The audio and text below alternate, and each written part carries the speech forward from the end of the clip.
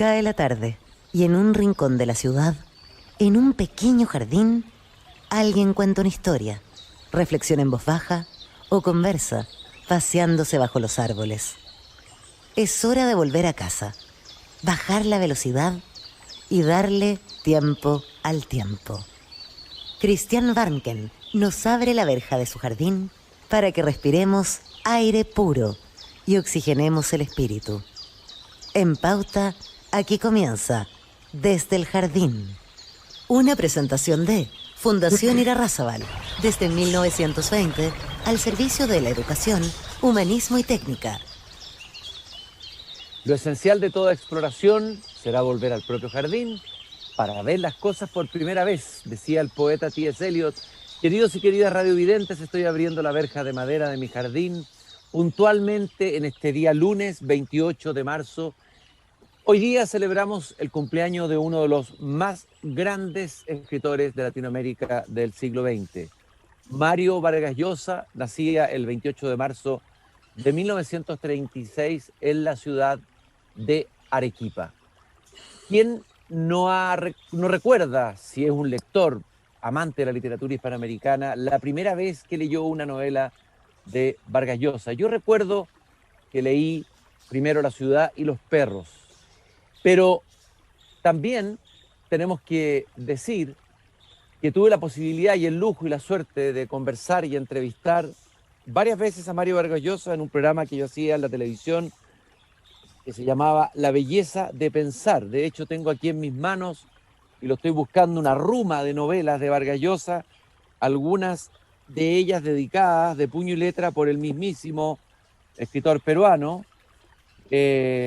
Por ejemplo, La fiesta del chivo, que dice para Cristian, después de una conversación infinita con un abrazo de su viejo amigo, 4 de mayo del 2000, caramba, hace la friolera ya de 22 años, caramba mía. En fin, fue una conversación infinita, la verdad que yo le saqué el jugo, una ironía a Vargas Llosa y no lo soltaba, decía, tengo Vargas Llosa, me dio lo mismo que el programa durara 1 hora y media, 2 horas. Ahora yo tengo un iniciador de Vargas Llosa, fue un compañero de colegio con el que participábamos en una academia literaria y que llegó a convertirse a su vez en un novelista, incluso ganó el mismo premio que ganó Mario Vargas Llosa, el premio Biblioteca Breve de Sex Barral. Y ese compañero del Colegio Alianza Francesa nos hablaba en los pasillos de sus lecturas de novelas que eran más complicadas que La ciudad y los perros. Me refiero a La Casa Verde, me refiero a Conversaciones en la Catedral y otras grandes novelas que forman parte del corpus, diría yo, de lo que fue el boom latinoamericano, el corpus de la narrativa, del gran boom latinoamericano que cambió la historia de la literatura. Ese compañero, en Lides Literaria y iniciador en Vargas Llosa para muchos de nosotros en la Alianza Francesa, era Mauricio Electorat. Mauricio, qué gusto de tenerte aquí paseando en mi jardín para desearle cumpleaños a Varguitas. ¿Cómo estás? Bien, Cristian, gracias por la invitación, pero yo creo que le caería muy mal que lo llamáramos Varguitas, ¿no? Porque yo creo que eso sí que le cae como patada en el estómago. Pero sí, no sabía que era su cumpleaños hoy día, mira. Y para Sí, ti no, como escritor y como lector, porque Vargas Llosa además es, primero, gran escritor y gran lector, ¿no? Él mismo cuenta en este precioso ensayo, yo soy un gran admirador no solo de la obra narrativa, sino la obra ensayística de Vargas Llosa, La orgía perpetua que tengo en mis manos. Él cuenta cómo lo marcó, cómo fue un acontecimiento, casi una epifanía, cuando en París se encerró con poco dinero en el año 59, después de haber comprado en una librería del barrio latino un ejemplar de Madame Bovary en la edición de clásicos Garnier, y cuenta cómo se pasó toda la noche leyéndolo y amaneció leyéndolo, y eso le cambió la vida. Y él dijo, al final de haber leído Madame Bovary, tenía dos certezas, como dos relámpagos, que ya sabía qué escritor me hubiera gustado ser y que desde entonces y hasta la muerte viviría enamorado de Emma Bovary, dice Vargas Llosa. A ver, tú como lector, ¿qué te pasó cuando te encontraste con Vargas Llosa? ¿Qué ha significado Vargas Llosa para ti como lector y como escritor, obviamente como narrador? bueno, a ver, en primer lugar, yo creo que Yo creo que, me imagino que para la gran mayoría, si no para todos los escritores de mi generación, es decir, los que entramos, los que empezamos a entender y a querer ser escritores, a rozarnos con ese deseo de ser escritores en la década de los 70, cuando éramos adolescentes, digamos. Vargas Llosa es un escritor fundamental porque te reveló el mundo, no solamente el mundo temáticamente, el mundo de sus novelas, ¿verdad? El mundo de la selva, en La Casa Verde, el mundo de la novela social, política, de las clases dominantes y su relación con las clases dominadas y la corrupción que es Conversación en la Catedral. No hay una novela política en América Latina probablemente tan vasta, tan compleja, tan rica en alcances como esa. Digo, por lo tanto, no solamente el mundo temático, que ya era muy vasto, sino que además el mundo de lo que podríamos llamar la composición narrativa, o sea, de la estructura de esas novelas. Y esas novelas tenían una estructura extrema, y tienen una estructura extremadamente compleja, porque ahí Vargas Llosa pone justamente en obra todo lo que aprendió en las lecturas, en sus lecturas juveniles y menos juveniles, digamos, en Flaubert, pero también En en Faulkner, Faulkner, ¿no? Claro. también en Faulkner, ¿no? Entonces, él hace una verdadera revolución en el ámbito de la estructuración de la novela en América Latina. Y si tú te fijas bien, aborda todos los grandes temas que la novela latinoamericana tradicionalmente abordaba, pero con una panoplia, por decirlo así, con un despliegue estructural absolutamente inédito en las narrativas latinoamericanas, y por lo tanto lo cambia todo, ¿no? Porque novelas de la selva como La Casa Verde, en América Latina hay muchas, ¿verdad? No sé, está La Vorágine, está, no sé, Doña Bárbara, hay muchas novelas de la selva, la temática selvática, ¿no? Que es tan importante en América Latina. Pero La Casa Verde es una novela absolutamente única en ese sentido, porque es la novela de la selva latinoamericana, pero rehecha, digamos, revisitada esa tradición, justamente con una técnica que es con un montaje narrativo, con un tipo de diálogo, con un tipo de montaje de escenificaciones. Ahí está Mauricio Lectorat, se perdió un poco la señal. Mauricio, Detrás que es absolutamente sorprendente, ¿no? Magnífico, ese fresco, ¿no? ¿no?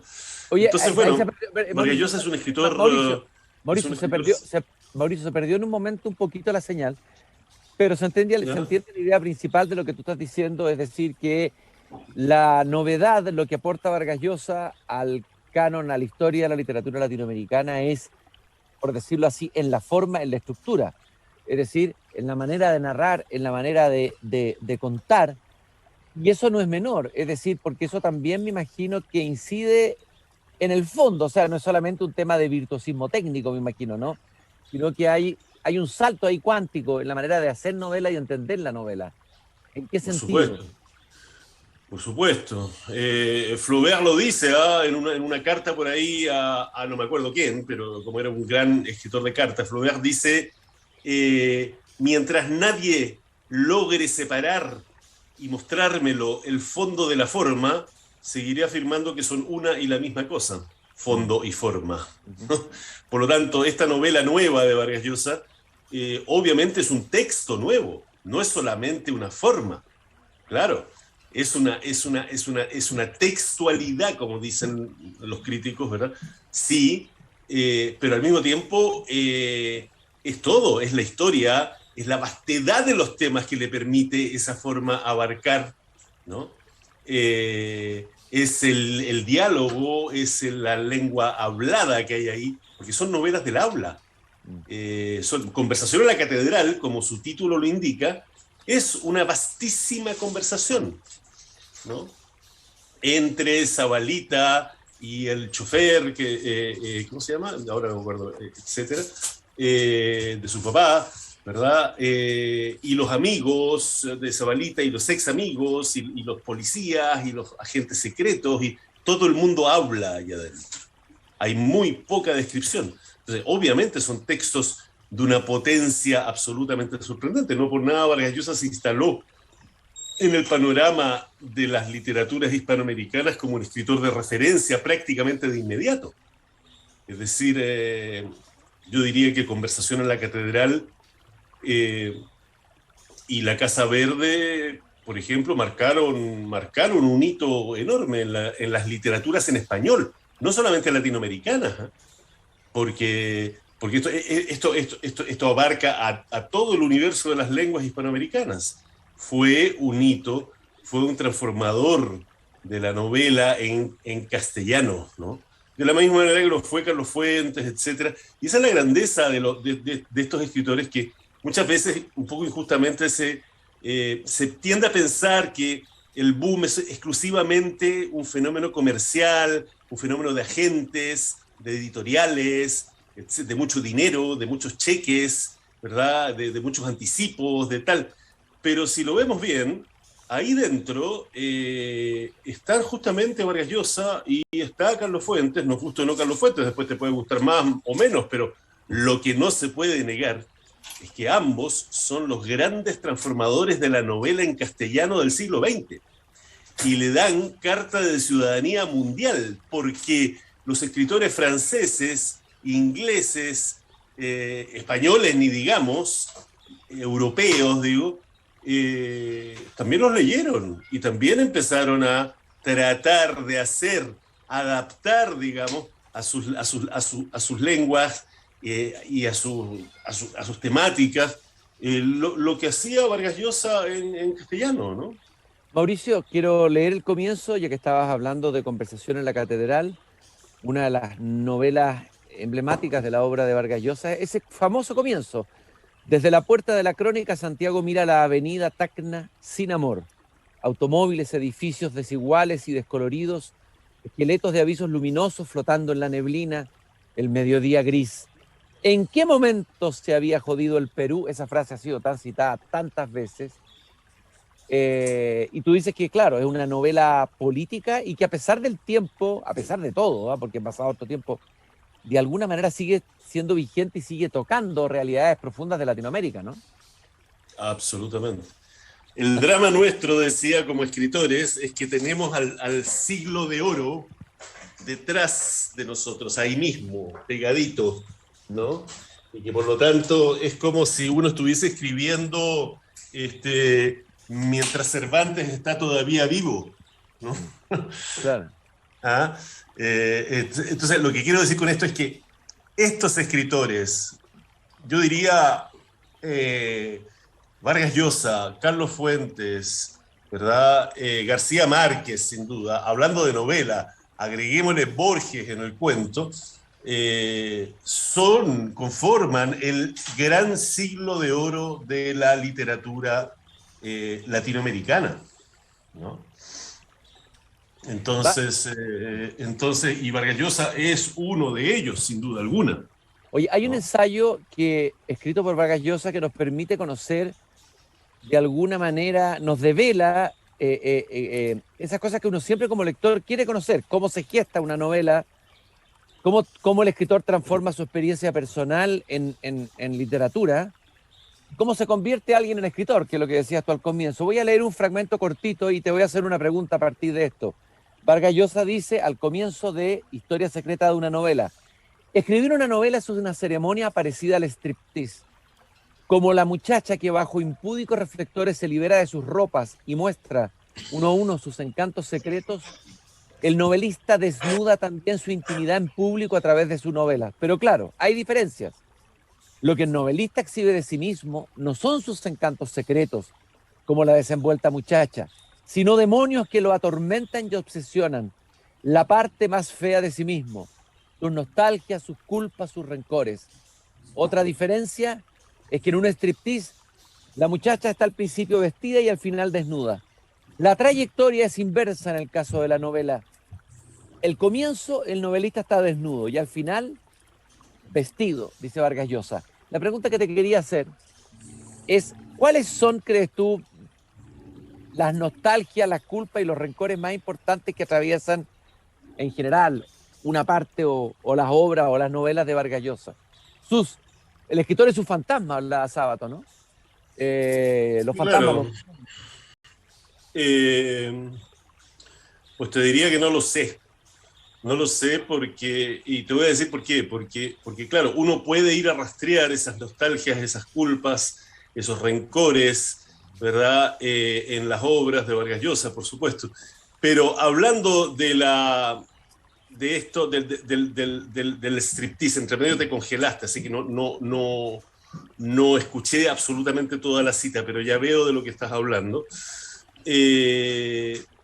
Hablando de eso, diría, digamos, citaría junto con eso la frase, la manera en que lo formula José Donoso, que habla de lo mismo. Dice, el escritor es un travesti, en el sentido de que justamente, o sea, se trasviste, es decir, se agrega cosas, borra las pistas en vez de desnudarse, ¿me entiendes? En vez de hacer un ejercicio de, digamos, absoluta exhibición, se va trasvistiendo, se va poniendo otros ropajes, se va multiplicando, se va escondiendo de alguna forma, ¿no? Entonces, ¿cuáles son las culpas, los rencores, las nostalgias de Vargas? Yo creo que Vargas Llosa está hablando sistemáticamente de su país, sistemáticamente de ese Perú, y que es el de él necesariamente, el de su memoria, el de su infancia, el de su adolescencia, etcétera. Pero también el actual, y está hablando por ahí de América Latina, claro, ¿no? Bueno, y eso también tiene que ver con la preocupación política de Vargas Llosa y el haber incluso asumido en un momento determinado lo que es un riesgo tremendo para un escritor asumir la candidatura presidencial en una contienda electoral, y la preocupación que uno ve en los artículos de Vargas Llosa, su preocupación política, ¿no? Su compromiso político. Pero, claro, más difícil en el caso de él, porque uno dice Neruda no se olvida, fue precandidato a la presidencia de la República. Huidobro intentó algo parecido, aunque fue más delirante la opción. Ha habido varios escritores en Latinoamérica que han tomado caminos políticos muy claros, pero el hecho de que él haya tomado el camino del liberal en un contexto de escritores más de izquierda latinoamericana, yo creo que, bueno, tuvo un costo personal para él, constituye un tremendo riesgo, pero parece que no pudo escapar a esa preocupación, porque eso, como tú dices, ya estaba en su literatura. Hay una coherencia, quiero decirte, en un cierto sentido, entre lo que está en sus novelas y su compromiso político, por decirlo así. No, sin duda. Sin duda, porque hay que agregar un tercer elemento. Yo creo que Vargas Llosa es una literariamente, quiero decir, hablando, es una, por decirlo así, con esta frase tan fea, pero en fin, es una mezcla. En Vargas Llosa conviven tres modelos. El modelo, en el plano de la escritura propiamente, de la escritura literaria, el modelo es Flaubert, ¿no? El modelo flaubertiano de la escritura como sacerdocio, como entrega total, de la búsqueda de la exactitud, del mot juste, de la frase, de la escena, etc. El modelo faulkneriano como la novela como estructura múltiple, ¿verdad? Como estructura extremadamente compleja. Y desde el punto de vista intelectual, aunque él se haya distanciado, claro, con el tiempo, el otro escritor que está detrás, que es un filósofo en este caso, es Sartre.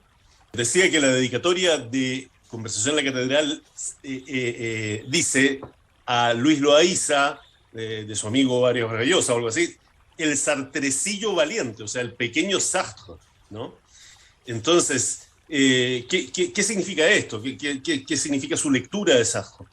Significa que adhiere por completo, es decir, está en esa óptica del intelectual que no puede soslayar la realidad política, social, histórica de su país, ¿no?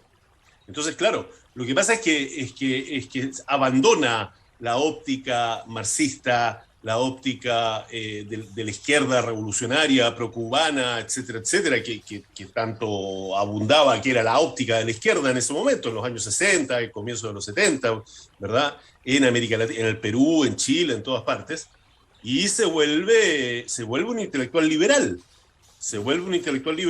pero igualmente comprometido en el sentido de que es el intelectual orientado hacia el presente, como dice Foucault, el intelectual que está escrutando, mirando, analizando la realidad del Perú y la realidad de América Latina, ¿no? Sistemáticamente. Claro, es la figura del intelectual público.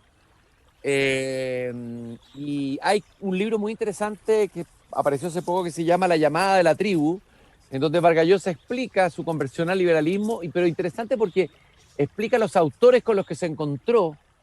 Hay filósofos, pensadores, liberales, etcétera, de la historia, desde Adam Smith en adelante, y cómo estos escritores marcaron su manera de entender la política y su manera de entender la realidad social y incluso de Latinoamérica. Hay otra afirmación que a mí me gusta mucho, Vargas Llosa, Mauricio, en este libro de ensayo estupendo, que es como un recorrido por libros que a Vargas Llosa le interesaron como lector, La verdad de las mentiras, en donde él dice, en efecto, las novelas mienten, no pueden hacer otra cosa, pero eso es solo una parte de la historia. La otra es que mintiendo expresan una curiosa verdad que solo puede expresarse encubierta, disfrazada de lo que no es. A ver, me gustaría que me dijeras cuáles verdades de algunas novelas de Vargas Llosa te parecen interesantes recordar, verdades que estén detrás de algunas novelas de Vargas Llosa. Bueno, me parece... a ver, por ejemplo, si uno lee o relee Conversación en la Catedral, que me parece ser a mí su novela más absolutamente, diría yo, central en la serie de sus primeras novelas, ¿no? Bueno, ¿qué hay en Conversación en la Catedral? Hay una radiografía íntima, profunda, ¿verdad? Medular, diría yo, de la composición clasista, del clasismo peruano, del clasismo, de la xenofobia, de la corrupción profunda de la sociedad peruana. De hecho, la novela, que se abre con esa famosa frase que ha dado la vuelta al mundo, ¿verdad? ¿Cuándo se jodió el Perú? Toda la novela, las 600, 700 páginas de la novela, es una respuesta a esa frase, que es una especie de, ¿verdad?, pensamiento al azar, digamos, aleatorio de la conciencia de Zabalita cuando va caminando por el centro de Lima, ¿no? Entonces, ahí está la capacidad poética en el sentido de poiesis, en el sentido de literatura, del novelista, de ir a crear una realidad, a crear un mundo para responder a ciertas preguntas que son obsesiones necesariamente, y en este caso, la pregunta de Vargas Llosa es esa: ¿cuándo se jodió el Perú? Claro. ¿Por qué somos un país destinado al fracaso sistemático? Oye, ¿no? Mauricio, también es interesante decir que, bueno, Vargas Llosa tiene varios registros, está esta otra novela, La guerra del fin del mundo, que creo que también marca un hito en su producción. Es una novela mucho más, ¿cómo decirlo?, más total, una novela histórica, es una novela, bueno, una novela bien impresionante que cuenta la historia de la insurrección popular de una especie como de líder, que sería como la figura del líder, no sé si populista o chamánico latinoamericano, que ocurre en el nordeste de Brasil, Bueno, es un libro que es un libro de aventura, una reconstrucción histórica, un libro, pero también tiene registros humorísticos Vargas Llosa. La búsqueda de una cierta levedad en su literatura. No puedo dejar de recordar una novela deliciosa, Pantaleón y las visitadoras, una novela donde Vargas Llosa, aunque también está mostrando problemas del Perú, la hipocresía de las instituciones, etcétera, etcétera, etcétera, de nuevo el debate entre la verdad y la mentira, introduce el humor como un elemento fundamental dentro de su creación. Entonces, Vargas Llosa tiene varios registros y ha ido explorando en distintos. Hay novelas más políticas, novelas frescos históricos más totales, novelas más leves, algunas mejores, otras peores. Y me gustaría brevemente porque nos quedan pocos minutos, que me dijeras cuáles son para ti, para alguien que quiere iniciarse en Vargas Llosa, cuáles son las novelas que tú recomendarías, cuál es el recorrido que tú recomendarías como a los lectores de Vargas Llosa. Bueno, depende de cuánto tiempo tengas, ¿eh? Eso es como las guías de turismo. Si usted está 5 días en Londres, haga esto. Si está una mañana, vaya a tal cosa. Si usted tiene tiempo para introducirse en la obra de Vargas Llosa, yo recomendaría primero una novela magnífica, limeña, estupenda novela juvenil, que fue la que lo empezó ya a consagrar, ¿verdad? Y le dio el premio Biblioteca Breve Seix Barral por esa novela, que es La ciudad y los perros. Seguiría por Conversación en la catedral, que me parece ser una de las grandes novelas del siglo XX latinoamericano, y sin duda por La Casa Verde, otra grandísima novela latinoamericana del siglo XX, de las más importantes a mi juicio, por todas las razones que hemos dicho.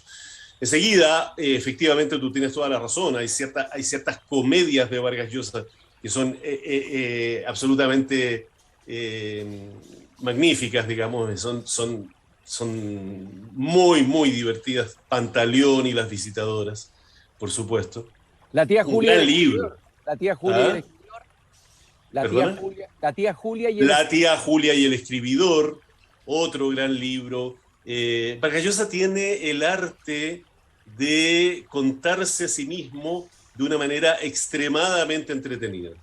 Extremadamente entretenida. O sea, el Vargas Llosa de 40 o 45 que revisita a este muchacho, porque hay que decirlo, Vargas Llosa es el caso de un escritor precoz, de un escritor que salta a la fama y que comienza a ser leído y publicado y traducido muy, muy joven, con 20 y pocos años, ¿no? No nos olvidemos que Conversación en la catedral la escribió,